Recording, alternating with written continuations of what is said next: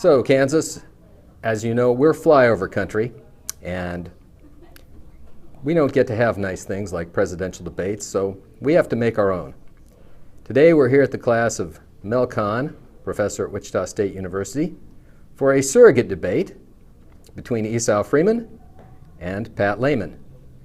Esau is the vice chairman of the Democratic Party, a labor leader, and the leader of the campaign to reduce penalties for marijuana use in Wichita. And Pat is also a longtime labor leader, former chairwoman of the State Democratic Party, and a 9-time delegate to the Democratic National Convention. Esau will be representing Bernie Sanders, and Pat will be representing Hillary Clinton. I am in favor of Bernie Sanders because he has taken many steps to ensure that the rights of homosexuals, women, minorities, those who can't speak for themselves, the disabled, he has spent his career as well standing up for those people. So it's hard to really compare these two candidates and say that either one of them is a bad person. However, I would have to say, having watched Hillary's political career, I will have to honestly admit, only from about the late 80s,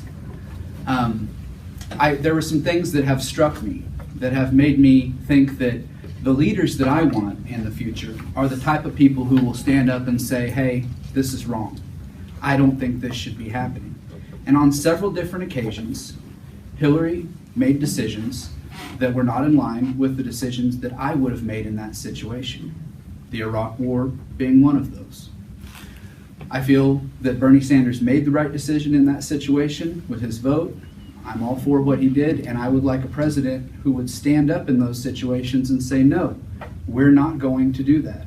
We're not going to spend a boatload of money for something that we're not going to get a very good return on. She has spoken openly in support of working people, and she has worked for children and families her entire life.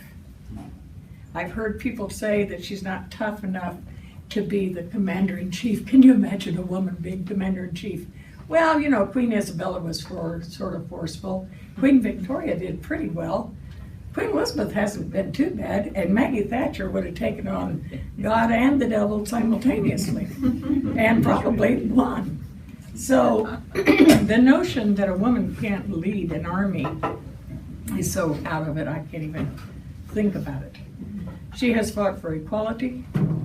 She went to China when nobody wanted her to go, and she spoke out for human rights and women's rights right there in front of all of them.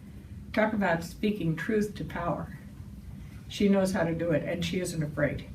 Yes, she's a lightning rod. Most strong women are still in this cowboy culture that we have, because there's still too many men that are so unsure of themselves that they're scared pissless when a woman stands up and says something and actually does something. That's what really scares people. When you not only don't back down, but you actually get something done. Hillary has so many accomplishments in her lifetime of political service, I can't even name all of them. Any argument that both contestants in this caucus will be able to accomplish something. They both have careers where they have been able to accomplish things. But let's be realistic. Hillary is seen by Republicans as an extension of Obama. And Bernie is considered a communist. So, either way we go, it's going to be an uphill battle. And I have a concern for thinking it through too far and going with your head instead of your heart, because you've compromised before we even ran the race. Compromise? There's been a few times in negotiations that I've had to give up points that I wanted for my members in order to get a contract that we could live with and that they could support. So compromise is a daily thing. Negotiation is a daily situation. You negotiate with your partners, you negotiate with your professors, we all negotiate. And if you don't know how to negotiate, and you cannot negotiate to where you get the best outcome possible, you will never be successful. Hillary knows how to negotiate. Trust me, she does. In summary, I think you should support Bernie Sanders. I think that Bernie Sanders is the closest thing to an average American with the ideas of average Americans that we deal with. And I think that we should vote for a person who represents what we believe in and represents the issues of our day. I believe that his opponent is a great candidate, but I feel like I would be getting more of what I want from Bernie Sanders. And I feel like in the long run, you would be getting more of what you want. Because you're college students. You guys are looking for a step up.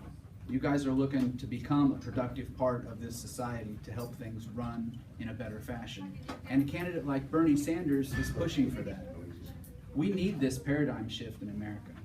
We need to make sure that education, healthcare, and basic needs are taken care of. Anything beyond that is icing on the cake. But let's worry about real world problems and not just first world problems. Let's not look past the forest and the trees. Let's look at what we need to deal with, what will benefit our lives the most, and what will enhance the lives of our children and our children's children. A vote for Bernie Sanders this Saturday is a vote for what you truly would like to see occur in America, and I encourage you to make sure that you get off the couch, you get your friends off the couch, and you engage. I'm going to vote for Hillary, and I'm going to vote for Hillary because she knows how to do the job. Probably Thomas Jefferson was the only president we ever had who came into office with more knowledge and experience than Hillary has about the real job of being president of the United States. She has been there. Nobody has been closer. Nobody has met with more world leaders, and we are the leaders of the world, and we must remain, because I don't want Putin to take over again. I don't want him to scoop up all those countries. She will bring the people to the polls that Democrats must have at the polls to win.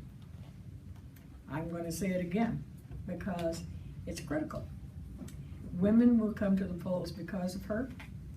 People of color will come to the polls because of her. Poor people will come to the polls because of her. And that's what we have to do to win this coming election. I don't want Donald Trump appointing the next Supreme Court justice. I do not want that because it will be for the rest of my life. So I ask you and encourage you to vote for Hillary. She knows how to do the job that is facing the next president of the United States.